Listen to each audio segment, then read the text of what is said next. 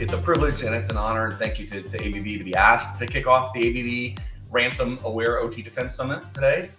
If you're a cyber defender, which I know some of you on the call are, you know the sort of the nomenclature of red shirts and blue shirts and red team, blue team. The red are the adversaries. They've been cutting their teeth for decades now in traditional networks. And the blue shirts are professional defenders.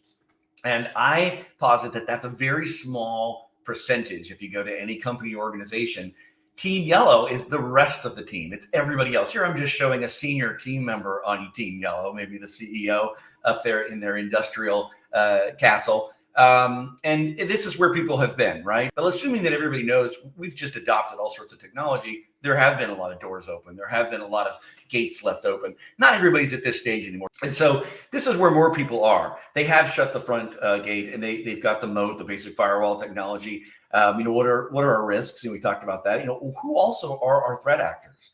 And here's who won out. Team Yellow.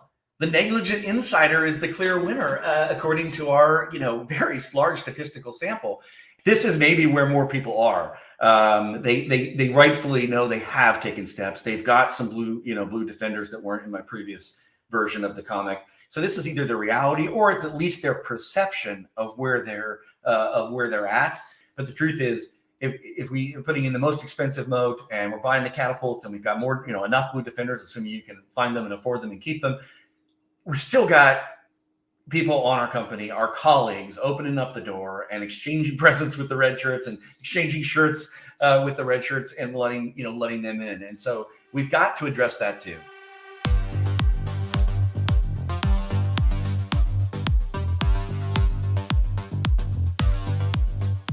So I have a very good understanding of what a bad day looks like, how that bad day cascades through every enterprise process, including every single process in the operational technology environment.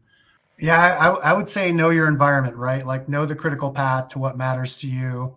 As Steve mentioned, you could have millions of vulnerabilities in your environment, right? And to be honest, probably like most of them don't matter, right? So, but there is a set that does.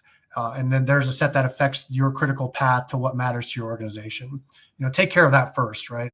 Take a quantitative approach. Identify these scenarios that are of the greatest concern, and then apply this discipline of risk analysis and quantify the risk in financial terms. So now you've got a seat at the table. Risk quantification is a trend that's coming. It can be applied to your environment, and I believe it really is we'll call it the wave of the future. Get this risk quantified in financial terms.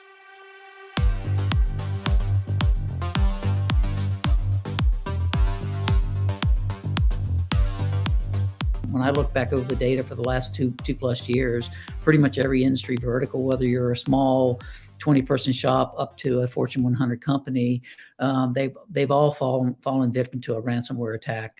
Based on that, we should be able to create what we want a plan to fix things. The key for that's not technology, it's people. Cybersecurity is a journey. It's an ongoing journey. We all talk about technology quite a lot, but we've discussed today quite a bit around process and people, making sure we have the right operating model within the organization. You're only as good as your weakest link. You don't need to wait for an incident to happen. Be pragmatic like you would be in real life, yeah?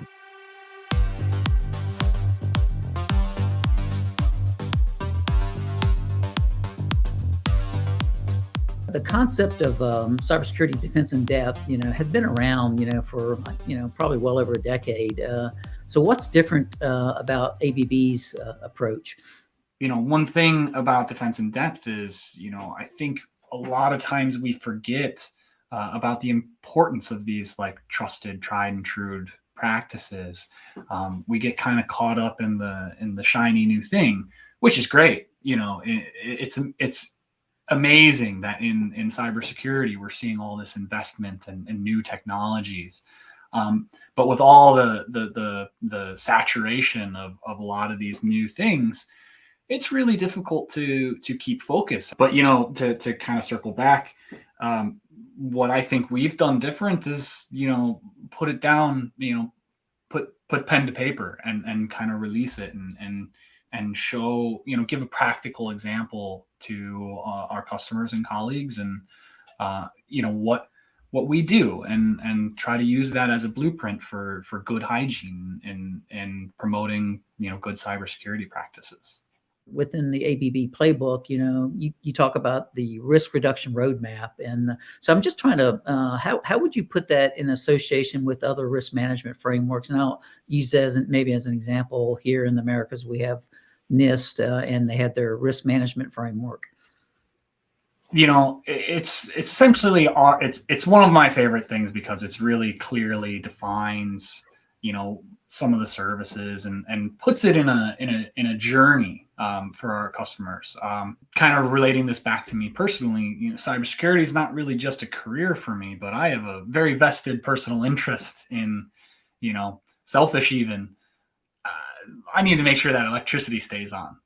I want reliable heat when it gets cold. These winters in Cleveland can get very cold, and I want clean water to drink, right? So all these things, I want to make sure that's continuous, reliable, uptime, making sure that everything continues to run.